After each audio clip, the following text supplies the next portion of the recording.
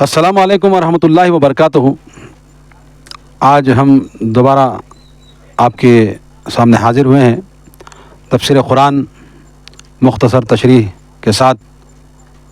آج ہم سورہ بقرہ کی 113 آیات سے اپنا درس کا آغاز کریں گے، اور جو ہماری مسلسل یہ کوشش ہے کہ قرآن مجید کو سارے عالم کے لیے جو ہدایت ہے اور رحمت ہے اس کو عام کرنے کی ہم ایک کوشش کریں گے، اور اس کوشش میں آپ ہماری مدد کریں۔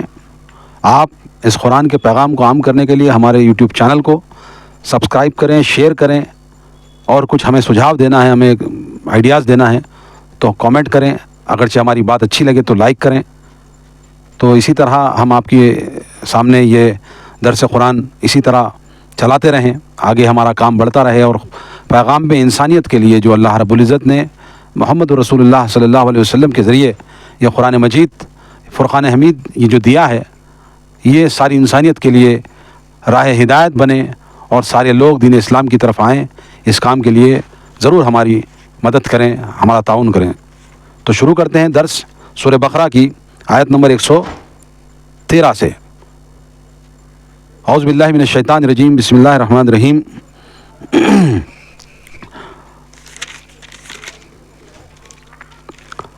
وقالت اليهود ليست النصارى على شيء وقالت النصارى ليست اليهود على شيء وهم يتلون الكتاب كذلك قال الذين لا يعلمون مثل قولهم فالله يحكم بينهم يوم القيامة فيما كانوا فيه يختلفون۔ اللہ کے نام سے جو بڑا مہربان نہایت رحم والا ہے۔ یہود یہ کہتے ہیں کہ عیسائیوں کے پاس کچھ نہیں، اور عیسائی یہ کہتے ہیں کہ یہودیوں کے پاس کچھ نہیں، حالانکہ وہ دونوں کتاب پڑھتے ہیں۔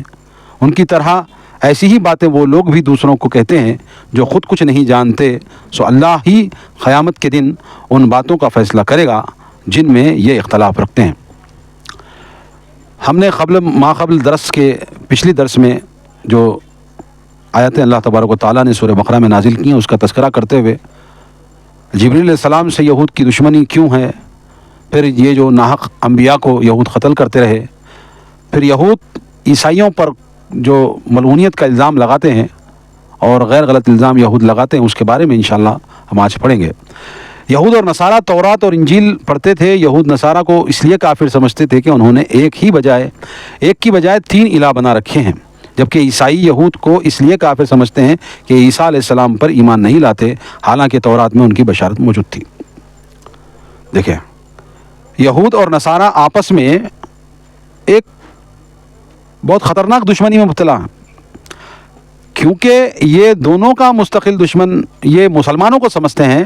اس لیے آج دیکھتے ہیں ہم انٹرنیشنل پلیٹ فارمز پہ یہ دونوں ایک جگہ ہو جاتے ہیں بالمقابل مسلمانوں کے، حالانکہ ان کے عقائد یہود کے عیسائیوں کے بارے میں یہ ہے کہ یہ ایک نہیں 3 الہ مانتے ہیں، جبکہ یہودی ایک الہ مانتے ہیں۔ اور عیسائی اس لیے یہود کو کافر مانتے ہیں کیونکہ انہوں نے عیسیٰ علیہ السلام کو تسلیم نہیں کیا، کیونکہ عیسیٰ علیہ السلام کو یہود پیغمبر نہیں مانتے، مگر بہت سارے ان کے اوپر الزامات لگاتے ہیں۔ تو اللہ کہتا ہے کہ قیامت کے دن ان باتوں کا فیصلہ میں کروں گا، میں اللہ کروں گا، یعنی کہ اللہ فرماتا ہے یہ دونوں جو لڑتے ہیں آپس میں ایک دوسرے کے خلاف، اس کا فیصلہ میں کروں گا قیامت کے دن۔ آگے فرماتا ہے اللہ تعالیٰ وَمَنْ أَظْلَمُ مِمَّنْ مَنَعَ مَسَاجِدَ اللَّهِ أَنْ يُذْكَرَ فِيهَا اسْمُهُ وَسَعَىٰ فِي خرابها أولئك ما كان لهم أن يدخلوها إلا خائفين لهم في الدنيا خزي ولهم في الآخرة عذاب عظيم۔ اور اس شخص سے بڑھ کر کون ظالم ہو سکتا ہے جو اللہ کی مسجدوں میں اس کا نام ذکر کرنے سے روکے اور اس کی خرابی کے در پہ ہو۔ انہیں تو یہ چاہیے کہ تھا مسجدوں میں اللہ سے ڈرتے ڈرتے داخل ہوتے۔ ایسے ہی لوگوں کے لیے دنیا میں رسوائی اور آخرت میں بہت بڑا عذاب عظیم ہے۔ مشرکین عرب میں سے جو اہل کتاب تو نہیں ہیں، تاہم خود ابراہیم علیہ السلام کو پیروکار سمجھتے ہیں، صلاۃ روزہ دستور کے مطابق بجا لاتے ہیں، حج کرتے ہیں اور حاجیوں کی خدمت کرتے ہیں، چنانچہ یہ بھی اپنے علاوہ دوسروں کو گمراہ اور بے دین سمجھتے تھے۔ آپ صلی اللہ علیہ وسلم کو صابی یعنی بے دین کہتے تھے۔ دیکھیے، ایک یہود، ایک نصارہ، تیسرا گروہ مشرکین کا جو بت پرست تھے مکہ اور اطراف کے زمانے میں، مطلب مکہ مدینہ یثرب جب وہ نام تھا، تو محمد رسول اللہ صلی اللہ علیہ وسلم جو سچا دین اللہ تبارک و تعالیٰ کا لے کے آئے، تو وہ لوگ ان کو بے دین اور صابی کہتے تھے مسلمانوں کو، کہ یہ مسلمان جو اللہ پر ایمان لائے، رسول اللہ پر ایمان لائے، یہ صابی ہے۔ جب بیت المقدس پہ یہود کا قبضہ ہوا تو انہوں نے عیسائیوں کو وہاں داخلہ اور عبادت کے لیے روک دیا۔ دور نبوی صلی اللہ علیہ وسلم میں مشرکین کو مکہ، رسول اللہ صلی اللہ علیہ وسلم اور مسلمانوں کو بیت اللہ میں داخل ہونے سے روکتے رہے، اور صلح حدیبیہ کے موقع پر عمرہ سے روک دیا۔ اللہ تعالیٰ کے اس حکم کا منشا یہ ہے کہ عبادت گاہوں کے متعلق خالصتاً اللہ تعالیٰ کی عبادت کرنے والے اور اسی سے ڈرنے والے ہوں، تاکہ جب شریر لوگ وہاں جائیں تو انہیں خوف ہو کہ شرارت کریں گے تو سزا پائیں گے۔ اللہ یہ جو کہتا ہے کہ نا مسجدوں میں اللہ کی مسجد، بیت اللہ اللہ کی مسجد ہے، کعبۃ اللہ اللہ کی مسجد ہے، مگر مشرکین مکہ جب تک صلح حدیبیہ ہوا تو جس وقت صلح حدیبیہ طے پایا، اس وقت جو عمرہ کر کے جو رسول اللہ صلی اللہ علیہ وسلم کے ساتھ 1400 صحابہ گئے تھے، انہوں نے روک دیا۔ حالانکہ یہ مسلمانوں کا جو جتھا تھا 1400 انسانوں کا بشمول محمد رسول اللہ اور صحابہ اکرام، تو یہ لوگوں کو اللہ کے عبادت سے روکے، یہ عمرہ کی غرض سے، بیت اللہ کے طواف کی غرض سے، وہاں عبادت کی غرض سے جا رہے تھے، مگر انہوں نے روک دیا۔ اور اسی طرح اس سے ماقبل بیت المقدس پہ یہود کا قبضہ ہوا تو انہوں نے عیسائیوں کو وہاں جانے سے روک دیا تھا۔ یہود جب قبضے میں آئے، یہود کے تسلط وہاں پہ آیا، تو انہوں نے عیسائیوں کو وہاں پر جانے سے روکا۔ جیسے عیسیٰ علیہ السلام کے بعد جو ان پر ایمان لائے وہ عیسائی تھے نا، تو یہود پر آلریڈی ان کا قبضہ تھا نا بیت المقدس پر، جو قبلہ اول بھی ہے۔ تو جس طرح انہوں نے روکا، اسی طرح مشرکین مکہ بھی روکا۔ تو اللہ کہتا ہے کہ مسجدوں میں صرف اللہ ہی کا تذکرہ ہو اور کسی کو روکا نہ جائے، یہ ضمن میں ہے۔ آج بھی بہت سی مسجدوں پر مسلمانوں کو روکتے ہیں، جیسے فلسطین میں آج بھی بیت المقدس میں جا کر کے نماز پڑھنے سے روکتے ہیں یہ آج یہودی اسرائیلی لوگ۔ تو اللہ تعالیٰ ان کو بہت بڑے عذاب کی بشارت دے چکا ہے۔ تو اللہ فرماتا ہے ان آیتوں میں کہ نہ روکیں اللہ کی عبادت کرنے سے مسجدوں میں، تو اس کے بارے میں یہ بتایا گیا ہے۔ آگے اللہ فرماتا ہے وَلِلَّهِ الْمَشْرِقُ وَالْمَغْرِبُ فَأَيْنَمَا تُوَلُّوا فَثَمَّ وَجْهُ اللَّهِ إِنَّ اللَّهَ وَاسِعٌ عَلِيمٌ وَقَالُوا اتَّخَذَ اللَّهُ وَلَدًا سُبْحَانَهُ بَل لَّهُ مَا فِي السَّمَاوَاتِ وَالْأَرْضِ كُلٌّ لَّهُ قَانِتُونَ۔ کہا اور مشرق اور مغرب سب اللہ ہی کے ہیں، تم جدھر بھی رخ کرو گے ادھر ہی اللہ کا رخ ہے، بلا شبہ اللہ بہت وسعت والا اور سب کچھ جاننے والا ہے۔ اور وہ کہتے ہیں کہ اللہ کا بیٹا ہے، اللہ پاک ہے، بلکہ آسمانوں اور زمین میں جو کچھ ہے وہ سب کا مالک ہے، اور یہ سب چیزیں اس کی مطیع فرمان ہیں۔ دیکھیے یہ جو یہود اور نصاراؤں کی کھیل جو ہے اس کے بارے میں تذکرہ کیا گیا، ان کے کیسے کیسے عقیدے تھے۔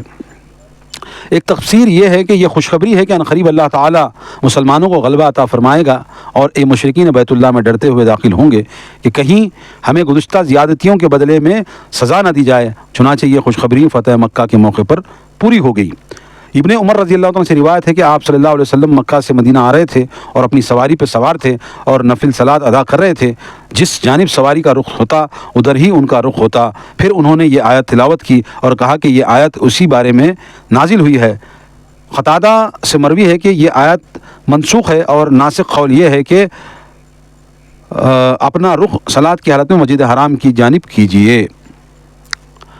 تو یہ جو اللہ فرماتا ہے مشرق اور مغرب کا مالک یہی ہے، اور جس طرف بھی تم کر کے نماز پڑھو وہ اللہ کا حکم کے مطابق اسی کی طرف نماز پڑھنا ثابت ہو جائے گا۔ یہ حکم اللہ تعالیٰ دے رہا ہے۔ اور بعض مفسرین نے کہا کہ یہ آیت میں اس بارے میں رخ طے کیا گیا ہے، جس کا ذکر آگے آئے گا۔ اور آگے اللہ کہتا ہے کہ وہ کہتے ہیں کہ اللہ کا بیٹا ہے، اللہ پاک ہے۔ یہود کہتے ہیں کہ عزیر اللہ کا بیٹا ہے، اور نصارہ کہتے ہیں کہ عیسیٰ ابن مریم اللہ کا بیٹا ہے۔ اللہ فرماتے ہیں کہ ارض و سماوات میں جو کچھ ہے سب اللہ ہی کی مخلوق ہے۔ جب سب کچھ اللہ تعالیٰ نے پیدا کیا ہے، وہ جو چاہتا ہے فقط حرف کن سے پیدا کر لیتا ہے، ایسی ذات کو اولاد کی کیا ضرورت ہو سکتی ہے۔ ابن عباس رضی اللہ عنہ سے روایت ہے کہ آپ صلی اللہ علیہ وسلم نے فرماتے ہیں کہ ابن آدم مجھے جھٹلاتا ہے، اور یہ اسے لائق نہیں ہے کہ وہ مجھے گالی دیتا ہے، اور یہ اسے لائق نہیں ہے اس کا مجھے جھٹلانا۔ یہ ہے کہ اس نے گمان کیا میں اسے دوبارہ پیدا نہیں کر سکتا، اور مجھے گالی دینا میری اولاد ٹھہرانا ہے۔ بے شک میں بیوی یا اولاد رکھنے سے بلند تر ہوں۔ یہ بیٹے کے بارے میں جو ہے عیسائیوں کا جو عقیدہ ہے وہ عیسیٰ علیہ السلام کو اللہ کا بیٹا ٹھہراتے ہیں، اور یہود جو ہے وہ عزیر علیہ السلام کو اللہ کا بیٹا ٹھہراتے ہیں۔ تو اللہ کہتا ہے کہ اللہ تعالیٰ کو بیٹے ٹھہراتے ہو تو اللہ یہ چیز سے، بیوی سے، بیٹوں سے، بچوں سے بہت بلند ہے، یہ حاجتیں اس کو نہیں ہیں. اللہ تعالیٰ پاک ہے ان ساری چیزوں سے. اس کی وضاحت اللہ تبارک و تعالیٰ کرتا ہے اور وہ کہتا ہے کہ ہو جا تو وہ ہو جاتا ہے. آگے اللہ فرماتا ہے وہ ہو جا، کوئی چیز تو ہو جاتی ہے. جیسے کہ بدیع السماوات والارض واذا قضى امرا فانما يقول له كن فيكون وقال الذين لا يعلمون لولا يكلمون الله او تاتين آيات كذلك قال الذين من قبلهم مثل قولهم تشابهت قلوبهم قد بين الآيات لقوم يوقنون إنا أرسلناك بالحق بشيرا ونذيرا ولا تسألوا عن أصحاب الجحيم. جیسے کہ اللہ کہتا ہے کہ وہ آسمانوں اور زمین کا معجد ہے، اور جب وہ کسی کام کا فیصلہ کرتا ہے تو بس اتنا ہی کہہ دیتا ہے کہ ہو جا تو وہ ہو جاتا ہے. نادان لوگ یہ کہتے ہیں کہ خود اللہ تعالیٰ ہم سے کیوں کلام نہیں کرتا یا کوئی نشانی ہمارے پاس کیوں نہیں آتی. ایسے ہی بات ان لوگوں نے بھی کہی تھی جو ان سے پہلے تھے. ان کی بات کی طرح ان سب کے دل ملتے جلتے ہیں، اور یقین کرنے والوں کے لیے ہم نے نشانیاں واضح کر دی ہیں. ہم نے آپ کو یقین حق کے ساتھ خوشخبری دینے والا بھی اور ڈرانے والا بنا کر بھیجا، اور اہل جہنم سے متعلق آپ سے سوال نہ ہوگا. جو یہودی عقیدہ رکھتے تھے کہ اللہ کا بیٹا عیسیٰ ہے، اور مسیحی لوگ، عیسائی لوگ کہتے ہیں کہ عیسیٰ اللہ کا بیٹا ہے، یہ چیزوں سے پاک ہے. اور یہ زمین اور آسمان کا معجد ہے، جو پیدا کرنے والا ہے وہ صرف اللہ ہے. اور یہ ڈرتے کیوں نہیں ہیں؟ اور اللہ تعالیٰ کے لیے کہنا کن کافی ہے ساری کائنات وجود میں آنے کے لیے. صرف وہ ایک کلمہ کن کہتا ہے، جو چیز ہو جا تو وہ ہو جاتی ہے. ایسی باتیں جو ان سے پہلے بھی لوگ کرتے تھے، جیسے کہ عیسیٰ علیہ السلام کو اللہ کا بیٹا بنانے والی قوم عیسائی، اس سے پہلے کے لوگ یہود بھی اللہ کا بیٹا عزیر کو بناتے ہیں. اب میں اس بات پر کہہ دوں کہ آج کے موجودہ دور میں مسلمانوں میں بھی ایک طبقہ ایسا ہے جو اللہ کے نور سے رسول اللہ صلی اللہ علیہ وسلم کو پیدا کیا گیا ایسی باتیں کرتے ہیں، حالانکہ ایسی بات نہیں ہے. اللہ تعالیٰ کے رسول صلی اللہ علیہ وسلم نے مختلف جگہ ارشاد فرمایا ہے کہ میری تعریف اتنی نہ کرنا جس طرح یہود کرتے تھے عیسیٰ علیہ السلام کے تعلق سے، کہ وہ اتنا غلوب کر دیے کہ ان کو اللہ کا بیٹا بنا دیا. میرے شان میں غلوب نہ کرنا، میری شان جتنی ہے اتنی ہی بیان کرنا کہ میں اللہ کا رسول ہوں، بس میں اللہ کا رسول ہوں، مجھے یہاں تک ہی رکھنا. مگر آج کی قوم سیانہ واقع ہوئی ہے، وہ تو بیٹا نہیں بنایا، مگر یہ ضرور عقیدہ گھڑ لیا کہ اللہ کے نور سے نعوذ باللہ اللہ تعالیٰ نے اللہ کے نور کو 4 ٹکڑے کیے، فلاں کیے ایم کا، اس کے بعد اس کے قلم بنائے، کرسی بنائے. ہاں، اللہ کے نبی صلی اللہ علیہ وسلم کو پہلے تو نور سے خود کے پیدا کیا، اس کے بعد وہ نور سے ٹکڑے بنائے. اس طرح کے عقیدے مسلمان امت میں بھی ہے. اسی لیے میں کہا کرتا ہوں کہ رسول اللہ صلی اللہ علیہ وسلم نے بالکل سچ کہا ہے کہ آج یہ مسلمان امت میں جو فرقے بنیں گے اور مسلمان اتنے گمراہی میں مبتلا ہوں گے کہ یہود جیسے یہود کی طرح ہوں گے، اگرچہ وہ ضبط کی سوراخ میں داخل ہوئے تو یہ مسلمان بھی اس سوراخ سے داخل ہوں گے، اور اسی طرح مشابہت کریں گے یہود کے اور یا نصارہ کے ساتھ. جس طرح 2 جوتیاں ایک جیسی ہوتی ہیں اسی طرح سیم ٹو سیم کریں گے. یہ اللہ کے نبی نے بتایا ہے، اور آج کی قوم وہ کرتی ہے. اللہ کے نبی صلی اللہ علیہ وسلم کی شان میں غلو کر کے ان کو اللہ کا نور ہی بتا دیتی ہے، جبکہ اللہ تعالیٰ لا شریک ہے. اللہ تعالیٰ صرف کن کہتا ہے تو ہو جاتی ہے. اسی اپنے نور کو کاٹ کر کے ٹکڑے بنا کر کے اس سے یہ اور اس سے وہ بنانے کی حاجت نہیں ہے. یہ بدعقیدگی ہے، یہ گمراہی ہے، یہ شرک کی طرف لے کر جاتی ہے کہ رسول اللہ صلی اللہ علیہ وسلم کی ذات اقدس کو وہ مقام دیں جو اللہ کے نبی نے نہیں بتایا. اس لیے مسلمانوں ایسے عقیدوں سے توبہ کرو، اللہ سے ڈرو. اللہ تعالیٰ سورہ کہف میں فرماتا ہے انما انا بشر مثلکم یوحی الی انما الہکم الہ واحد، کہ اللہ کے رسول صلی اللہ علیہ وسلم سے کہا گیا کہ تم کہہ دو کہ میں بھی ایک بشر ہوں، جس طرح تم بشر ہو، جس طرح میں بھولتا ہوں جس طرح تم بھولتے ہو. بشریت کے تقاضے میں بشر ہوں، مگر بشروں میں وہ مقام اللہ تعالیٰ نے رسول اللہ صلی اللہ علیہ وسلم کو دیا کہ انسانیت میں کسی کو نہیں دیا. وہ خیر البشر ہیں، افضل البشر ہیں.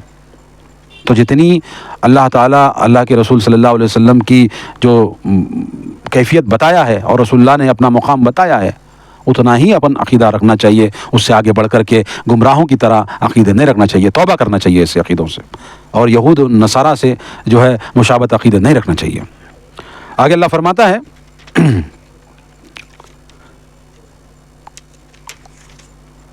وَلَن تَرْضَىٰ عَنْكَ الْيَهُودُ وَلَا النَّصَارَىٰ حَتَّىٰ تَتَّبِعَ مِلَّتَهُمْ قُلْ إِنَّ هُدَى اللَّهِ هُوَ الْهُدَىٰ وَلَئِن اتَّبَعْتَ أَهْوَاءَهُمْ بَعْدَ الَّذِي جَاءَكَ مِنَ الْعِلْمِ مَا لَكَ مِنَ اللَّهِ مِن وَلِيٍّ وَلَا نَصِيرٍ. اور یہودی اور نصارہ تو آپ سے اس وقت تک خوش نہیں ہو سکتے جب تک آپ ان کے دین کی اتباع نہ کریں۔ آپ کہیے کہ ہدایت تو وہ ہے جو اللہ کی ہے، اور اگر آپ علم آنے کے بعد ان کی خواہشات کی اتباع کریں گے تو آپ کو اللہ سے بچانے والا کوئی حامی و ناصر نہیں ملے گا۔ دیکھیے تنبیہ کر رہا ہے اللہ تعالیٰ خود رسول اللہ صلی اللہ علیہ وسلم کو کہ آپ یہود و نصارہ کو منانے مت بیٹھ جاؤ، یہ ماننے والے نہیں ہیں، اور یہ تو چاہتے ہیں کہ یہ آپ اللہ کا اصل دین چھوڑ کر کے ان کی دین میں داخل ہو جائیں۔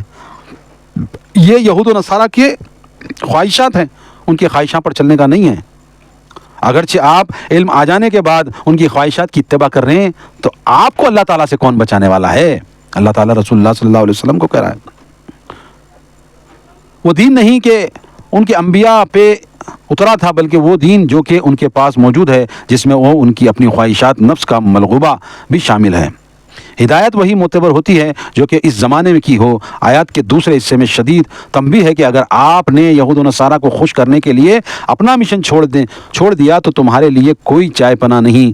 مخاطب تو آپ صلی اللہ علیہ وسلم ہیں، مگر مقصود پوری امت ہے کہ وہ مذاہب باطلہ اور اہل بدعت کی خاطر سنت کی اتباع میں مداہنت سے کام نہ لیں۔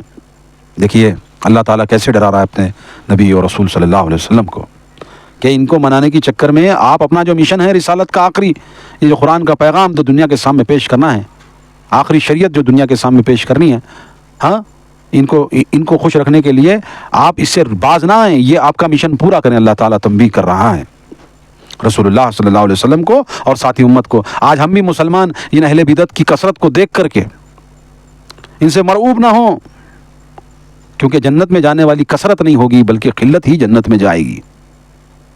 1000 میں سے 999 لوگ جہنم میں ڈالے جائیں گے میرے بھائی۔ تو اس لیے آج یہ جو کثرت ہے اہل بدعت کی کثرت ہے، جو بدعتی ہیں وہ ان کی کثرت ہے، ان کی تعداد زیادہ دیکھ کر ہم توحید، ہم سلف اور صحابہ اور صلحاء اور صالحین کی جو پیروی اور اتباع کرتے ہیں، ان کی منہج پر چلتے ہیں، ان کی راہ پر چلتے ہیں، جس طرح اللہ نے حکم دیا صراط المستقیم صراط الذین انعمت علیہم کی مصداق میں، ہم جو ہے ان کی کثرت کو دیکھ کر اہل بدعت کی ہم جو ہے ان کی اتباع اور پیروی ان کو خوش کرنے کے لیے کام نہیں کرنا چاہیے، بھلے ہی ہم تھوڑے ہوں۔ اللہ تعالیٰ کو راضی کرنے کے لیے رسول اللہ صلی اللہ علیہ وسلم کی یہ قرآن اور آپ کی سنتیں دنیا تک پہنچائیں، یہی ہمارا مقصد ہونا چاہیے۔ کسی کو خوش کرنا، کسی کی تعداد کو دیکھ کر کے، کسی کے روب دبدبے کو دیکھ کر کے اپنے مشن سے نہیں رکنا چاہیے، یہی قرآن کی دعوت ہے۔ آگے اللہ فرماتا ہے یا بنی اسرائیل اذکروا نعمتی التی انعمت علیکم وانی فضلتکم علی العالمین واتقوا یوما لا تجزی نفس عن نفس شیئا ولا يقبل منها عدل ولا تنفعها شفاعة ولا هم ينصرون وإذ ابتلى إبراهيم ربه بكلمات فتمهن قال إني جاعلك للناس إماما قال ومن ذريتي قال لا ينال عهد الظالمين۔ اللہ فرماتا ہے اے بنی اسرائیل میری اس نعمت کو یاد کرو جو میں نے تمہیں عطا کی اور تمام اقوام عالم پر تمہیں فضیلت بخشی، اور اس دن سے ڈر جاؤ جب کوئی کسی دوسرے کے کچھ کام نہ آ سکے گا۔ اس دن نہ اس سے معاوضہ قبول کیا جائے گا اور نہ سفارش فائدہ دے گی اور نہ کوئی مدد کو پہنچے گا۔ اور جب ابراہیم علیہ السلام کو ان کے رب نے کئی باتوں میں آزمایا تو آپ ان میں پورے اترے۔ اللہ نے فرمایا میں تمہیں لوگوں کا امام بنانے والا ہوں۔ ابراہیم علیہ السلام نے پوچھا کیا میری اولاد سے بھی یہی وعدہ ہے؟ اللہ نے فرمایا ظالموں سے میرا یہ وعدہ نہیں۔ دیکھیے اللہ تبارک و تعالی اہل کتاب میں سے کچھ لوگ انصاف پسند بھی تھے، تلاوت کے حق کے کئی مفہوم بیان کیے گئے ہیں، توجہ اور غور و فکر سے پڑھتے ہیں، اس کے حلال و حرام کو لاگو کرتے ہیں اور تحریف نہیں کرتے، جو کچھ اس میں ہے لوگوں کو بتاتے ہیں اور چھپاتے نہیں، محکم باتوں پر عمل کرتے ہیں، متشابہات پر ایمان لاتے ہیں، اور جو باتیں انہیں سمجھ نہیں آتی انہیں علماء سے حل کراتے ہیں۔ یہ صفات بیان کی گئی ہے مسلمانوں کی۔ بنو نوع انسان کی امامت کا منصب ابراہیم علیہ السلام کو ایسے ہی نہیں مل گیا، بلکہ آپ کی پوری زندگی سن شعور سے لے کر مرتے دم تک قربانیوں ہی میں بھرپور تھی۔ امامت کا وعدہ صرف صالح اولاد کے لیے ہے، ظالموں کے لیے ایسا کوئی وعدہ نہیں۔ جیسے کہ اللہ تبارک و تعالیٰ فرماتا ہے اے بنی اسرائیل میں نے تمہیں اتنی نعمتیں دی کہ اقوام عالم میں سب سے زیادہ نعمتیں دی، اور تم یہ نعمتوں کو جھٹلا نہیں سکتے۔ اور اس دن سے ڈر جاؤ، تم یہ جو حرکتیں کر رہے ہو نا اسلام کے خلاف، مسلمانوں کے خلاف سازشیں کرنا، رسول اللہ صلی اللہ علیہ وسلم کو تنگ کرنا، اس سے باز آ جاؤ، یہی اللہ تعالیٰ کا کہنا ہے۔ اور اس دن سے ڈر جاؤ کسی دوسرے کے جب قیامت قائم ہوگی نا، کوئی ایک دوسرے کے کام نہیں آئے گا، بالکل نہیں، کوئی ایک دوسرے کے کام نہیں آئے گا، بلکہ اللہ تعالیٰ سب کا حساب لے گا۔ تو جب کوئی کسی کے کام نہیں آئے گا اس دن کیا کرو گے؟ تنہا رہو گے نا، تو اس لیے باز آ جاؤ یہ چیزوں سے۔ آگے اللہ فرماتا ہے ابراہیم علیہ السلام کو ان کے رب نے کئی باتوں سے آزمایا۔ اب ابراہیم علیہ السلام کو امام بنایا اللہ تعالیٰ، یعنی کہ ابو الانبیاء بنایا، امامت کا سب سے اللہ کا پسندیدہ بندہ، اللہ کے خلیل بنایا ابراہیم علیہ السلام کو، اور امام بنایا۔ تو ابراہیم علیہ السلام نے پوچھا کیا میری اولاد کو بھی امام بنائے گا اللہ؟ یعنی میری یہ ذمہ داری ہے وہ میری اولاد کو بھی دے گا؟ تو اللہ تعالیٰ کہے گا مشرک جو ہوگی ان کو نہیں دیا جائے گا، اور مواحدوں کو ہی امامت دی جائے گی۔ اس لیے رسول اللہ صلی اللہ علیہ وسلم کو سب سے بڑا امام بنایا۔ یہ ابراہیم علیہ السلام کے بیٹے اسماعیل علیہ السلام کی نسل سے تھے، اور ان کو ہی خاتم الانبیاء بنایا، کیونکہ ابراہیم علیہ السلام نے خواہش ظاہر کی تھی نا کہ امام بناؤ میری اولاد کو، وہی بات کہی گئی ہے۔ تو اللہ کہتا ہے کہ جو شرک کریں گے ان کو چھوڑ کر کے امام بنایا جائے گا ابراہیم علیہ السلام کی اولاد کو۔ آگے اللہ فرماتا ہے وَإِذْ جَعَلْنَا الْبَيْتَ مَثَابَةً لِلنَّاسِ وَأَمْنًا وَاتَّخِذُوا مِن مَّقَامِ إِبْرَاهِيمَ مُصَلًّى وَإِنَّنَا إِلَىٰ إِبْرَاهِيمَ وَإِسْمَاعِيلَ أَن طَهِّرَ بَيْتِيَ لِلطَّائِفِينَ وَالْعَاكِفِينَ وَالرُّكَّعِ السُّجُودِ وَإِذْ قَالَ إِبْرَاهِيمُ رَبِّ اجْعَلْ هَٰذَا بَلَدًا آمِنًا وَارْزُقْ أَهْلَهُ مِنَ الثَّمَرَاتِ مَنْ آمَنَ مِنْهُم بِاللَّهِ وَالْيَوْمِ الْآخِرِ قَالَ وَمَنْ كَفَرَ فَأُمَّتِعُهُ قَلِيلًا ثُمَّ أَضْطَرُّهُ إِلَىٰ عَذَابِ النَّارِ وَبِئْسَ الْمَصِيرُ۔ اللہ تعالیٰ حکم دیتا ہے، اللہ تعالیٰ حکم دیتا ہے، اور جب ہم نے بیت اللہ کو لوگوں کے لیے ثواب اور امن کی جگہ قرار دیا تو حکم دیا کہ مقام ابراہیم کو مقام صلاۃ بناؤ، اور ابراہیم اور اسماعیل کو تاکید کی کہ وہ میرے گھر کو طواف کرنے والوں، اعتکاف اور رکوع و سجود کرنے والوں کے لیے صاف ستھرا رکھیں۔ اور جب ابراہیم علیہ السلام نے دعا کی کہ اے میرے رب اس جگہ کو امن کا شہر بنا دے، اور اس کے رہنے والوں میں سے جو کوئی اللہ پر اور یوم آخرت پر ایمان لائیں انہیں پھل عطا فرما، اللہ نے فرمایا جو کفر کرے گا اسے تھوڑا فائدہ دوں گا، پھر عذاب جہنم میں دھکیلوں گا، اور وہ برا ٹھکانہ ہے۔ امامت کا وعدہ تو اللہ تعالیٰ نے پورا کر دیا۔ پھر اس کے بعد ثواب کی جگہ، یا دوسرا معنی ہے کہ حج و عمرہ اور طواف کے لیے بار بار لوٹ آنے کی جگہ مقام ابراہیم ہے۔ مقام ابراہیم سے مراد وہ پتھر ہے جس پر کھڑے ہو کر ابراہیم علیہ السلام نے بیت اللہ کو تعمیر کیا، اس پر کھڑے ہو کر آپ نے لوگوں کو حج کے لیے پکارا۔ آج کل اسے شیشے کی چھوٹی سی گنبد نما عمارت میں محفوظ کر دیا گیا ہے۔ حضرت عمر رضی اللہ عنہ نے فرمایا کہ 3 باتوں میں میری رائے اللہ کے علم کے موافق ہو گئی ہے کہ میں نے کہا یا رسول اللہ کیا اچھا ہو اگر آپ مقام ابراہیم کو صلاۃ کی جگہ قرار دیں۔ تو یہ آیت اتری، یہ آیت جو اتری نا، اس میں حضرت عمر رضی اللہ عنہ کی رائے تھی کہ جو مقام ابراہیم تھا اس کو نماز کی جگہ اللہ کے رسول صلی اللہ علیہ وسلم کو بنانے کی انہوں نے تجویز دی تھی، حضرت عمر رضی اللہ تعالیٰ نے۔ تو اللہ تعالیٰ پھر آگے جو بات آگے آئی ہے اس سے معلوم ہوا کہ مساجد کو صاف کرنا انتہائی فضیلت کا کام ہے، جس کا حکم جیسے کہ اللہ تعالیٰ نے حکم دیا ہے کہ اعتکاف کرنے والے، رکوع سجود کرنے والوں کے لیے ابراہیم علیہ السلام کو بھی حکم دیا، اور بعد میں لوگوں کو بھی حکم دیا ہے بات کے کہ یہ طواف کرنے والوں کو، رکوع کرنے والوں کو، سجدہ کرنے والوں کو، اعتکاف میں بیٹھنے والوں کے لیے یہ صاف ستھرا رکھیں۔ کیا کعبۃ اللہ، اور اللہ کے نبی حضرت ابراہیم علیہ السلام نے کیا کہا؟ دعا مانگی۔ کیا دعا مانگی؟ کہ اللہ نے بیت اللہ کو زبردست امن و امان کا مقام بنا۔ حضرت ابراہیم جب یہ پتھر پہ بیٹھ کر کے اپنے بیٹے اسماعیل کو لے کر کے جب یہ کعبۃ اللہ کا تعمیر کر رہے تھے، تو اس کے بعد اللہ نے حکم دیا کہ پکارو، ندا کرو لوگوں کو، آواز لگاؤ حج کے لیے، عمرہ کے لیے آئیں۔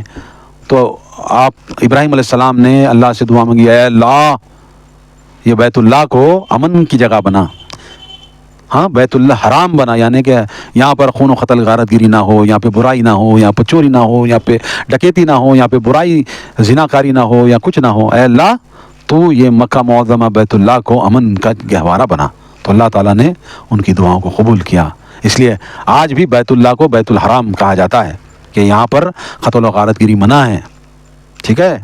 تو آج تک اللہ تعالیٰ نے وہ چیزوں کو ابراہیم علیہ السلام کی دعا کے نتیجے میں امن و سکون کا جگہ بنایا ہے۔ اور ساتھ میں یہ بھی دعا کی کہ اے اللہ یہاں کے رہنے والوں کو پھلوں سے پھل کھلا۔ کیا کہا؟ پھلوں کا رزق دینے کی دعا بھی اللہ نے ایسے ہی قبول فرمائی کہ کسی طرح کی کھیتی باڑی بغیر ہر قسم کا پھل مکہ میں با فراغت دستیاب ہے۔ ابراہیم علیہ السلام نے جب اولاد کی امامت کے بارے میں اللہ سے دعا کی تو جواب ملا کہ وہ صرف صالح لوگوں کو ملے گی، ظالموں کو نہ ملے گی۔ اب ابراہیم علیہ السلام نے پھلوں کی دعا میں ایمان کی شرط از خود بڑھا دی تو جواب ملا کہ رزق کے معاملے میں ایمانداری کی کوئی شرط نہیں، وہ میں نیک اور بد سب کو دوں گا۔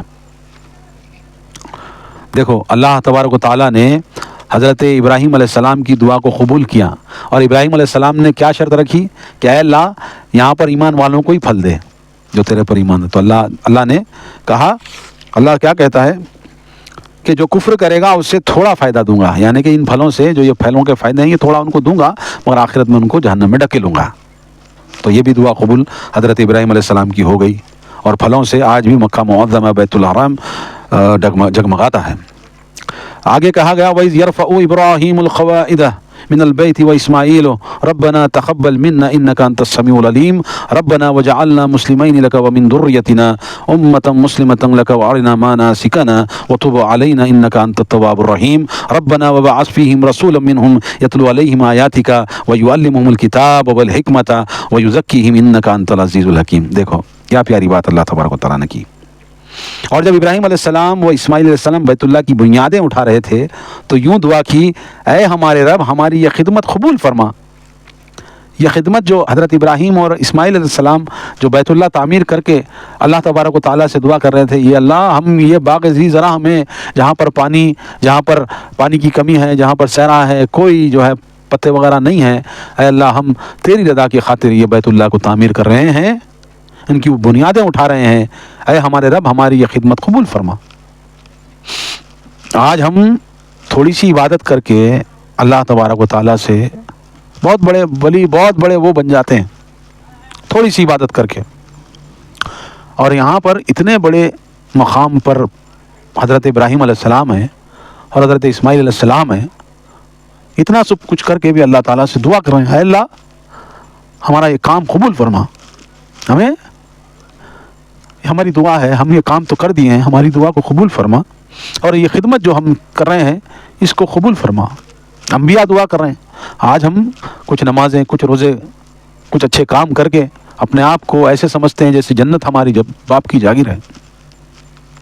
یہ انبیاء کی صفت، یہ انبیاء کا اسوہ کہ سب کچھ کرنے کے بعد بھی اللہ کے محتاج ہیں، اللہ کی محتاجی، اللہ کے سامنے محتاجی بیان کر رہے ہیں کہ اللہ ہماری خدمت کو قبول فرما۔ بلا شبہ تو ہی سب کچھ سننے والا اور سب کچھ جاننے والا ہے، ہمارے دلوں میں کیا ہے وہ تو ہی جاننے والا ہے۔ اللہ دعا کر رہے ہیں۔ آج ہم اللہ کی اتنی نافرمانی کرتے ہوئے بھی کبھی اللہ کے سامنے دعا نہیں کرتے، کبھی اللہ کے سامنے اپنی حاجتوں کو نہیں رکھتے، بے پرواہ ہیں اللہ کی ذات سے۔ اللہ تعالیٰ کھلا رہا ہے، پلا رہا ہے، پہنا رہا ہے، اوڑھ رہا ہے، یہ سب اللہ کر رہا ہے، سمجھتے ہیں کہ خود کر رہے ہیں، نہیں۔ اتنے بڑے نبی حضرت ابراہیم علیہ السلام وہ دعا کر رہے ہیں، اے اللہ ہماری خدمت قبول کر۔ ہم کچھ نہیں کر کے بھی اللہ سے دعا نہیں کر رہے، یہ ہمارا حال ہے۔ بلا شبہ تو ہی سننے والا، جاننے والا، تو ہی سنتا ہے اللہ، تو سمیع و بصیر ہے۔ اے ہمارے رب ہم دونوں کو اپنا فرما بردار بنا اور ہماری اولاد میں سے اپنی ایک مسلم جماعت بنا، ہمیں اپنی عبادت کے طریقے بتلا اور ہماری توبہ قبول فرما، بے شک تو بڑا توبہ قبول کرنے والا اور نہایت رحم کرنے والا ہے۔ اور اے ہمارے رب ان میں ایک رسول بھیج جو انہی میں سے ہو، وہ ان پر تیری آیات کی تلاوت کرے، انہیں کتاب اور حکمت کی تعلیم دے اور ان کو پاکیزہ بنائے، بلا شبہ تو غالب اور حکمت والا ہے۔ دعا کر رہے ہیں اللہ تعالیٰ سے، دعا کر رہے ہیں، کون؟ باپ اور بیٹے، اے ہمارے رب ہم دونوں کو اپنا فرما بردار بنا۔ حضرت ابراہیم، حضرت اسماعیل دونوں ایک ساتھ اللہ سے ہاتھ اٹھائے دعا کر رہے ہیں کہ اللہ ہماری توبہ کو قبول فرما، ہماری عبادتوں کو قبول فرما، اور ہمیں عبادتوں کے طریقے بتلا کہ ہم تیری رضا اور خوشنودی کیسے حاصل کریں، اور ہمیں وہ رسول بھیج جو ہم ہی میں سے ہو، ایک رسول بھیج جو انہی میں سے ہو، وہ تیری آیات کو پڑھ کر سنائیں اور اس کو تلاوت کریں اور لوگوں کو پاک کریں، بلا شبہ تو غالب اور حکمت والا ہے۔ دعا کر رہے ہیں۔ کعبہ 10 مرتبہ تعمیر ہوا ہے، کعبۃ اللہ سب سے پہلے اس کی ایک ہسٹری ہے. سب سے پہلے اسے فرشتوں نے بنایا، دوسری مرتبہ آدم، تیسری بار شیش آدم کے بیٹے شیش علیہ السلام، چوتھی مرتبہ ابراہیم، پانچویں مرتبہ قوم عمالقہ، چھٹی مرتبہ قبیل جرہم، ساتویں مرتبہ قصی بن کلاب، آپ صلی اللہ علیہ وسلم کے جد امجد ہے. کون؟ یہ قصی بن کلاب. آٹھویں مرتبہ قریش، آپ صلی اللہ علیہ وسلم کی حیات میں بعثت سے پہلے. نویں مرتبہ عبداللہ ابن زبیر، اپنے دور خلافت میں 10ویں بار حجاج ابن یوسف نے سیدنا ابراہیم علیہ السلام اور ان کے بعد کی تعمیر تو تاریخ میں محفوظ ہے، مگر اس سے پہلے کی تعمیرات کی قرآن اور سنت سے یا تاریخی وثائق سے کوئی دلیل دستیاب نہیں. تاہم دوسری آیت، اور جب ابراہیم علیہ السلام بنیادیں اٹھا رہے تھے ایسے محسوس ہوتا ہے کہ بنیادیں پہلے سے ہی موجود تھیں. اللہ تبارک و تعالیٰ نے یہ کعبۃ اللہ کے جو تعمیر کا کام ہے کئی مرتبہ لیا ہے، اسی کا تذکرہ ہے. 10 مرتبہ ہمارے پاس جو تفسیر ہے اس کے تحت جو ہے بتلائی گئی ہے کہ فلاں فلاں فلاں پہلے حضرت فرشتے، بعد میں آدم، بعد میں شیش علیہ السلام، بعد میں ابراہیم، بعد میں جرہم قبیلہ، قصی بن کے، یہ ساری چیزیں اس تفسیر میں ہے. اور سب سے بڑی بات یہ ہے کہ یہ کتنی اچھی بات حضرت ابراہیم علیہ السلام اور اسماعیل علیہ السلام کی تھی کہ یہ سب کچھ کرنے کے بعد بھی اپنے آپ کو کم تر سمجھتے تھے اور دعا مانگتے رہتے تھے اللہ سے. اب آگے جو بات آئی ہے، مسلم وہ ہوتا ہے جو اللہ کے سامنے مطیع ہو کر سر تسلیم خم کر دے اور اللہ تعالیٰ کی ہدایت کے مطابق زندگی بسر کرے. اس طرز عمل کا نام اسلام ہے اور یہی آدم علیہ السلام تھا، محمد صلی اللہ علیہ وسلم سب انبیاء کا دین ہے. ام المومنین حضرت عائشہ رضی اللہ تعالیٰ سے روایت ہے کہ نبی صلی اللہ علیہ وسلم نے فرمایا، عائشہ اگر تمہاری قوم قریب زمانے میں جہالت میں نہ ہوتے تو میں بیت اللہ کو گرانے کا حکم دیتا.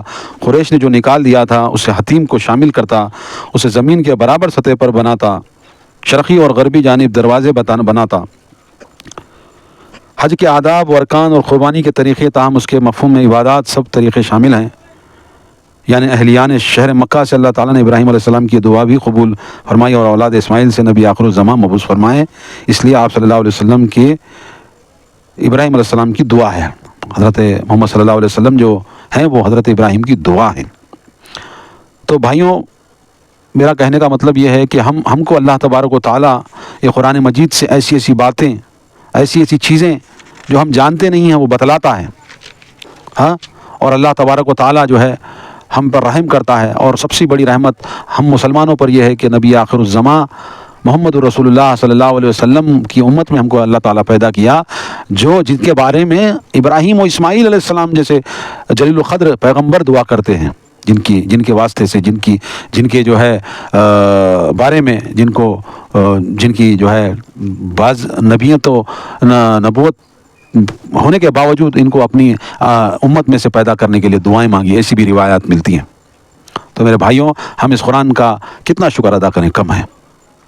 آگے اللہ فرماتا ہے، وَمَنْ يَرْغَبُ عَنْ مِلَّةِ إِبْرَاهِيمَ إِلَّا مَنْ سَفِهَ نَفْسَهُ وَلَقَدِ اصْطَفَيْنَاهُ فِي الدُّنْيَا وَإِنَّهُ فِي الْآخِرَةِ لَمِنَ الصَّالِحِينَ إِذْ قَالَ لَهُ رَبُّهُ أَسْلِمْ قَالَ أَسْلَمْتُ لِرَبِّ الْعَالَمِينَ وَوَصَّى بِهَا إِبْرَاهِيمُ بَنِيهِ وَيَعْقُوبُ يَا بَنِيَّ إِنَّ اللَّهَ اصْطَفَى لَكُمُ الدِّينَ فَلَا تَمُوتُنَّ إِلَّا وَأَنْتُمْ مُسْلِمُونَ. اللہ فرماتا ہے، اور ابراہیم علیہ السلام کے دین سے کون نفرت کر سکتا ہے ماں سوائے اس کے جس نے خود اپنے آپ کو احمق بنا لیا ہو.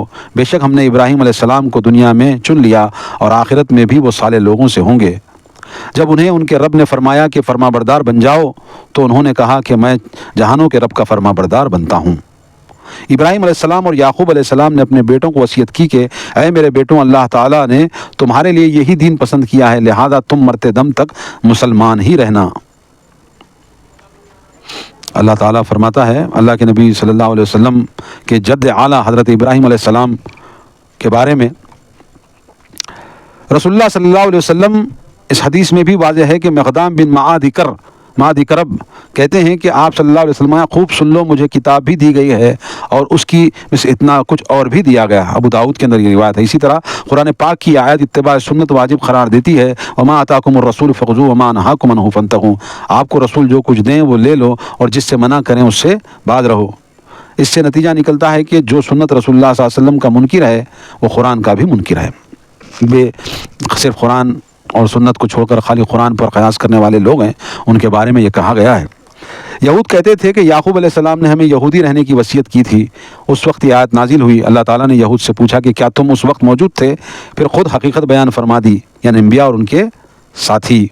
اللہ تعالیٰ یعنی کہ یہ یہود جو تھے نا، یہ کہتے تھے کہ ہم کو یعقوب علیہ السلام جو نبی تھے، یعقوب کون ہے؟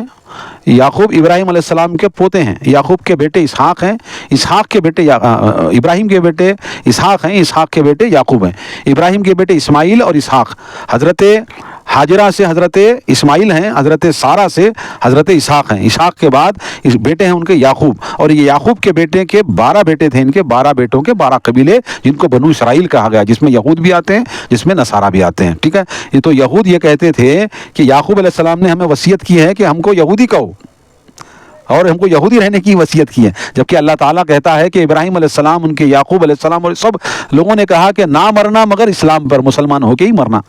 یہ حضرت ابراہیم کا بھی قول یہاں پر قرآن میں آ گیا، اور اس کے بعد ان کے بیٹوں کا بھی وصیت آ گئی، اور انہوں نے اپنے بیٹوں کو بھی کہا کہ دین پسند کیا، مرتے دم تک مسلمان ہی رہنا۔ کیا تم اس وقت موجود تھے جو یعقوب علیہ السلام نے اپنے بیٹوں کو وصیت کی تھی کہ اے میرے بیٹوں تم مرتے دم تک مسلمان رہنا؟ یہ یہود کا جو عقیدہ تھا نا کہ ہم کو یعقوب علیہ السلام یہودی رہنے کو ہی کہا ہے، اپنے آپ کو یہودی ہی بولنا ہے، اس طرح کا۔ تو یہود سے سوال ہو رہا ہے، اللہ تعالیٰ پوچھ رہا ہے کہ کیا تم وہاں موجود تھے اس وقت جب یعقوب علیہ السلام ان کے بیٹوں کو وصیت کر رہے تھے کہ مرتے دم تک مسلمان رہنا؟ تو یہودیاں لا جواب ہو گئے، تھے نہیں نا یہود وہاں پہ اس وقت، تو ان کا جھوٹ اللہ تعالیٰ پول کھول رہا ہے ان کی۔ اور آگے اللہ تعالیٰ فرماتا ہے جو تم کماؤ گے وہ تمہارے، یہ سوال آگے اللہ تعالیٰ فرماتا ہے ام کنتم شہداء اذ حضر یعقوب الموت اذ قال لبنیہ ما تعبدون من بعدی قالوا نعبد الہک الہ و الہ آبائک ابراہیم و اسماعیل و اسحاق الہ واحدا ونحن له مسلمون تلک امۃ قد خلت لها ما کسبت ولکم ما کسبتم ولا تسألون عما كانوا یعملون۔ اللہ تعالیٰ فرماتا ہے کیا تم اس وقت موجود تھے جب یعقوب علیہ السلام پر موت کا وقت آیا؟ اس وقت انہوں نے اپنے بیٹوں سے پوچھا میرے بعد تم کس کی عبادت کرو گے؟ انہوں نے جواب دیا کہ ہم اسی ایک الہ کی عبادت کریں گے جو آپ کا اور آپ کے آبا و اجداد ابراہیم، اسماعیل و اسحاق کا الہ ہے، اور ہم اسی کی فرما بردار رہیں گے۔ یہ ایک جماعت تھی جو گزر چکی، جو اس نے اعمال کیے وہ ان کے لیے ہیں، اور جو تم کماؤ گے وہ تمہارے لیے ہیں، اور تم سے یہ سوال نہ کیا جائے گا۔ یہود کا جو یہ عقیدہ تھا کہ ہم یہودی رہیں گے، ہم کو وصیت ہے یعقوب کی، تو اس کی تردید میں اللہ تبارک و تعالیٰ یہ آیت نازل کیا ہے۔ اور ان کے بیٹوں نے حلف لیا تھا، یعنی وعدہ کیا تھا کہ اے میرے ابا ہم اسی الہ کی عبادت کریں گے، اسی معبود کو مانیں گے جس کو ہمارے آبا و اجداد ابراہیم علیہ السلام، اس کے بعد ان کے بیٹے اسحاق اور اسماعیل علیہ السلام کا جو الہ ہے وہی ہمارا الہ ہے، یعنی اللہ تبارک و تعالیٰ۔ یہ وعدہ انہوں نے دیا تھا، یہودیاں اس کو نہیں مانتے۔ وقالوا كونوا هودا ونصارى تهتدوا قل بل ملة إبراهيم حنيفا وما كان من المشركين قولوا آمنا بالله وما أنزل إلينا وما أنزل إلى إبراهيم وإسماعيل وإسحاق ويعقوب والأسباط وما أوتي موسى وعيسى وما أوتي النبيون من ربهم لا نفرق بين أحد منهم ونحن له مسلمون۔ اللہ فرماتا ہے، اور وہ کہتے ہیں کہ یہودی یا عیسائی بن جاؤ تو ہدایت پاؤ گے۔ آپ کہیے کہ بلکہ جو شخص ملت ابراہیم پر ہو وہ ہدایت پائے گا، اور ابراہیم شرک کرنے والوں سے نہ تھے۔ تم کہو ہم اللہ پر ایمان لائے اور جو ہم پر اتارا گیا ہے، اور اس پر بھی جو ابراہیم، اسماعیل، اسحاق، یعقوب اور ان کی اولاد پر اتارا گیا تھا، اور اس وہی وہ ہدایت پر بھی جو موسیٰ، عیسیٰ اور دوسرے انبیاء کو ان کے رب کی طرف سے دی گئی ہے۔ ہم ان میں سے کسی میں فرق نہیں کرتے، اور ہم اسی کے فرما بردار رہیں، ہم اسی کے فرما بردار ہیں۔ اللہ تعالیٰ ان یہودیوں اور عیسائیوں دونوں سے، کیونکہ یہ دونوں بھی ابراہیم علیہ السلام کو اپنا جد مانتے ہیں نا، کہ دین ابراہیم پر ہم ہیں، یہود کا بھی یہی دعویٰ ہے اور نصارہ کا بھی یہی دعویٰ ہے۔ تو اللہ تعالیٰ ان کی بات کی تردید کرتا ہے اور کہتا ہے کہ کہو ہم اللہ پر ایمان لائے۔ حالانکہ یہودی اور عیسائی دونوں ہی ابراہیم کو اپنا امام مانتے ہیں جو کہ موحد تھے، جبکہ یہ شرک کی تعلیم دیتے ہیں۔ یہود جو ہے وہ شرک کی تعلیم دیتی ہے نا بھائی، عزیر کو اپنا بیٹا بناتی ہے اور اللہ کے نبیوں کو یہ قتل کر چکی ہے، ہاں اللہ کے فرمان کو چھپاتی ہے، مشرک قوم۔ عیسائی اسی طرح عیسیٰ تین الہ کو مانتے ہیں، ہاں کیا کہتے ہیں، باپ، بیٹا اور روح القدس، ہاں اس طرح ان کا عقیدہ تثلیث کا عقیدہ ہے، ہاں۔ اور اللہ کے نبی حضرت عیسیٰ علیہ السلام کی ماں حضرت مریم کی بھی عبادت کرتے ہیں۔ مدر میری جس کو کہا جاتا ہے. تو بہرحال ان کی یہ تعلیمات تھی جو شرک پر مبنی تھی. کس کی؟ یہود اور عیسائی کی. اسباط صبت کی جمع ہے جس کے معنی قبیلہ. تو یعنی کہ یہ جو جتنے بھی انبیاء کا نام اللہ تعالیٰ لیا ہے اس کے بارے میں تذکرہ ہے. حضرت ابو ہریرہ سے روایت ہے کہ اہل کتاب یہودی تورات کو عبرانی زبان میں پڑھا کرتے اور اہل اسلام کے لیے عربی میں اس کی تفسیر بیان کرتے. تو آپ صلی اللہ علیہ وسلم نے فرمایا کہ اہل کتاب کی تصدیق کرو نہ تکذیب، بس یہ کہو آمنا باللہ. بخاری. ہم تمام انبیاء کی رسالت اور ان پہ نازل شدہ کتابوں پر ایمان لاتے ہیں جب سب ہی اللہ کی طرف سے مبعوث ہوئے ہیں. تو پھر یہ نہیں ہو سکتا کہ کچھ پر ایمان لائیں اور کچھ کو چھوڑ دیں. البتہ عمل صرف محمد صلی اللہ علیہ وسلم کی شریعت پر کیا جائے گا، کیونکہ اول تو پہلے انبیاء کی کتابوں میں تحریف ہو چکی ہے، ثانیاً قرآن پاک کے نازل ہونے سے وہ منسوخ ہو چکی ہیں. ٹھیک ہے. تو اللہ تعالیٰ حضرت اسماعیل، اسحاق، یعقوب، اسباط، وما اوتي موسیٰ و عیسیٰ یہ تمام نبیوں کے بارے میں ہے اور کہہ رہے ہیں کہ اسی میں مسلمانوں اس میں فرق نہ کرو، یہ سب اللہ کے رسول اور نبی تھے اور ان کے اوپر جو کتابیں نازل ہوئیں، جو صحیفے نازل ہوئے اس پر ایمان لانا ہے. مگر اس کی حالت اب صحیح نہیں ہے، اس میں تحریف کر چکی گئی ہے اور قرآن نے ان تمام کتابوں کو منسوخ کر دیا ہے. لہٰذا یہ قرآن ہی راہ ہدایت ہے. فَإِنْ آمَنُوا بِمِثْلِ مَا آمَنْتُمْ بِهِ فَقَدِ اهْتَدَوْا وَإِنْ تَوَلُّوا فَإِنَّمَا هُمْ شِقَاقٌ فَسَيَكْفِيكَهُمُ اللَّهُ وَهُوَ السَّمِيعُ الْعَلِيمُ صِبْغَةَ اللَّهِ وَمَنْ أَحْسَنُ مِنَ اللَّهِ صِبْغَةً وَنَحْنُ لَهُ عَابِدُونَ. اللہ فرماتا ہے سو اگر یہ اہل کتاب ایسے ایمان لائیں جیسے تم لائے ہو تو وہ بھی ہدایت پالیں گے، اور اگر اس سے پھریں تو وہ ہٹ دھرمی ہے پر ہیں. لہذا اللہ ان کے مقابلے میں آپ کو کافی ہے اور وہ ہر ایک کی سنتا اور سب کچھ جانتا ہے. ہم نے اللہ کا رنگ قبول کیا اور اللہ کے رنگ سے بہتر کس کا رنگ ہو سکتا ہے، اور ہم تو اس کی عبادت کرتے ہیں. کہیے کیا تم ہم سے اللہ کے بارے میں جھگڑتے ہو؟ تو یہاں پر حکم دیا گیا ہے کہ پورے اسلام میں داخل ہو جاؤ، نہ کچھ ماننے اور کچھ کا انکار کرنے کا یا نفاق کا طریقہ کار اختیار کرو. یہاں پر حکم دیا گیا ہے کہ ہم سب پر ایمان لاتے ہیں، تمام انبیاءوں کو، کیونکہ ایمان مجمل، ایمان مفصل کے بارے میں آپ نے سنا ہی ہے. تو اللہ پر، نبیوں پر، کتابوں پر، رسولوں پر، یہ سب پر ایمان لانا فرض ہے. ٹھیک ہے. تو اس میں تفریق نہیں کرنا چاہیے. آپ صلی اللہ علیہ وسلم کو اللہ کی طرف سے حفاظت اور نصرت کا وعدہ ہے کہ آپ کے دشمنوں کے اللہ کافی ہے، جیسا کہ فرمایا اللہ تعالیٰ لوگوں سے آپ کی حفاظت فرمائیں گے. چنانچہ یہ وعدہ پورا ہوا. اللہ کے نبی صلی اللہ علیہ وسلم غالب ہوئے، یہود بنی نذیر جلاوطن ہوئے اور جزیہ دینا قبول کیا، جبکہ بنو قریظہ قتل ہوئے.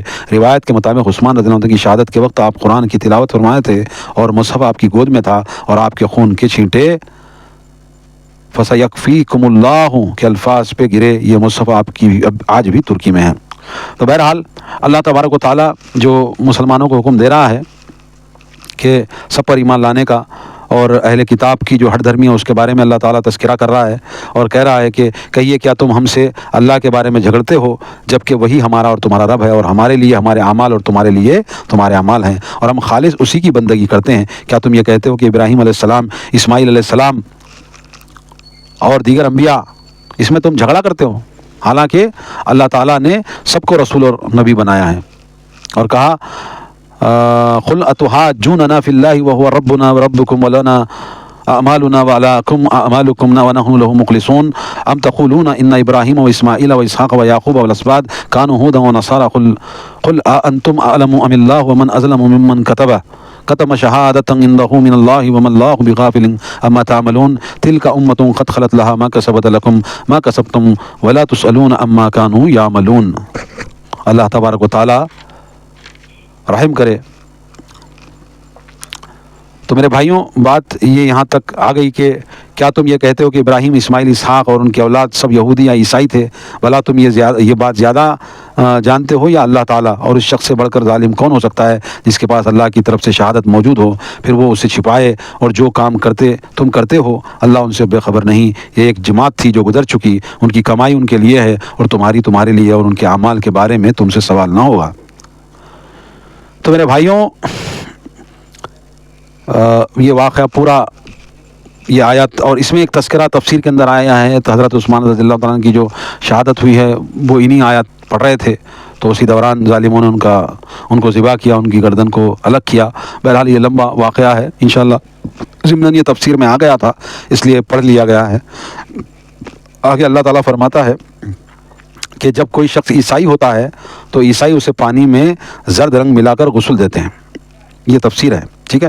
جب کوئی شخص عیسائی ہوتا ہے تو عیسائی اسے پانی میں زرد رنگ ملا کر کے غسل دیتے ہیں. یہ غسل صرف نئے مذہب میں داخل ہونے والوں کو ہی نہیں بلکہ نومولود بچوں کو بھی دیتے ہیں. اس رسم کا نام انہوں نے بپتسمہ رکھا ہے. اللہ نے فرمایا کہ ان رسمی رنگوں میں کیا ہے؟ رنگ تو صرف اللہ ہی کا ہے جو اس کی عبادت سے چڑھتا ہے. یہود و نصارہ خود کو اللہ کے بیٹے اور چہیتے کہتے تھے اور کہتے ہیں کہ ہم ہی اس کی نوازشات اور احسانات کے مستحق ہیں. اللہ تعالیٰ نے اس کے جواب میں یہ فرمایا کہ آپ کہیے کہ جیسے وہ تمہارا خالق اور رب ہے اسی طرح ہمارا ہے. البتہ ہم تو خالق اسی کے ہیں اور تم شرک بھی کرتے ہو، لہذا اپنے انجام کا اندازہ خود ہی کر لو. گویا تم نے جانتے بوجھتے حق جھٹلایا ہے، چھپایا ہے. اس سے بڑا ظلم کیا ہوگا؟ پہلے اس کے مطابق یہودی تھے، یہاں یہودی، عیسائی اور مسلمان سب ہیں. دوبارہ ذکر اہمیت کے پیش نظر تاکید مزید ہے.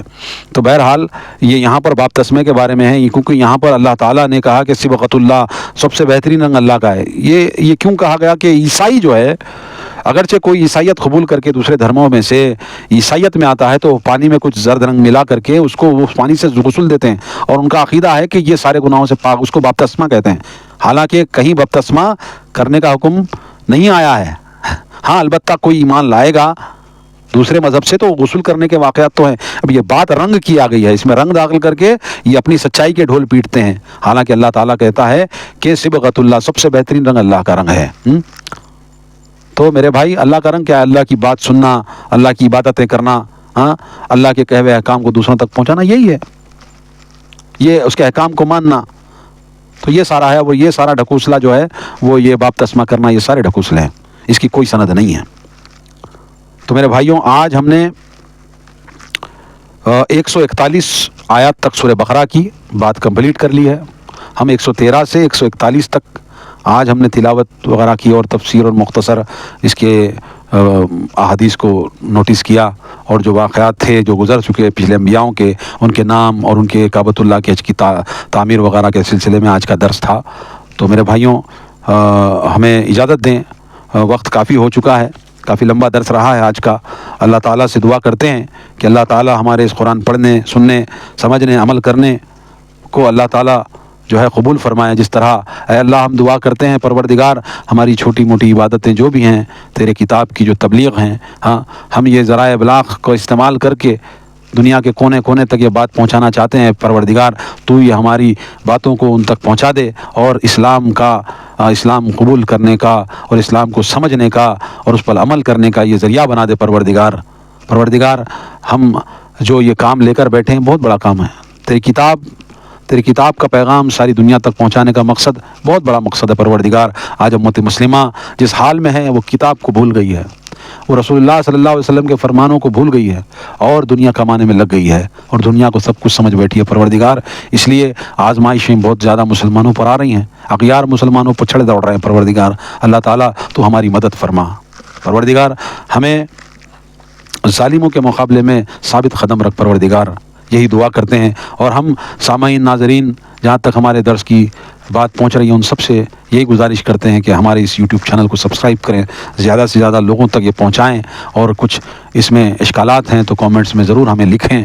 اور پروردگار سے دعا کریں ہماری صحت کے لیے، ہماری بھی صحت اور آپ تمام امت مسلمہ کی جو ہے حفاظت پر کرنے کی دعا کریں. اور پروردگار سے دعا کریں کہ آج جس کا درس میں بیت المقدس کا تذکرہ آیا ہے، آج تسلط اسرائیل ہے، پروردگار یہودیوں سے اس کو آزاد کر دے اور مسلمانوں کے لیے وہ آباد کر دے. پروردگار معصوم بچے بھی لگتے ہیں پروردگار فلسطین کے اندر اور دیگر گلف کی کنٹریوں میں بمباریوں میں شہید ہوتے ہیں. پروردگار ان تمام کے جو ہے نیک اعمال کو قبول فرما، ہم یہ دعا کرتے ہیں. اور بلد ہند کے اندر جو مسلمان پریشان حال ہیں ان کی پریشانیوں کو دور فرما. پروردگار سب مسلمانوں کو ہدایت دے، نیک توفیق دے. پروردگار اور ہمارا یہ مشن قرآن کو ساری امت تک پہنچانے کی، ساری کائنات کو پہنچانے کی ہماری مدد فرما. پروردگار ہمیں دعا مانگنا بھی نہیں آتا. پروردگار جو مانگا گیا اس کو بھی تو اللہ پاک قبول فرما، جو مانگنے سے رہ گیا اس کو بھی قبول فرما. ہم سب کی، مسلمانوں کی حفاظت فرما. پروردگار اسی دعا کے ساتھ ہم اجازت چاہتے ہیں آج کے درس کے. پھر ملیں گے انشاءاللہ اگلی ویڈیو کے اندر. جب تک کے لیے اجازت دیں. السلام علیکم ورحمۃ اللہ وبرکاتہ.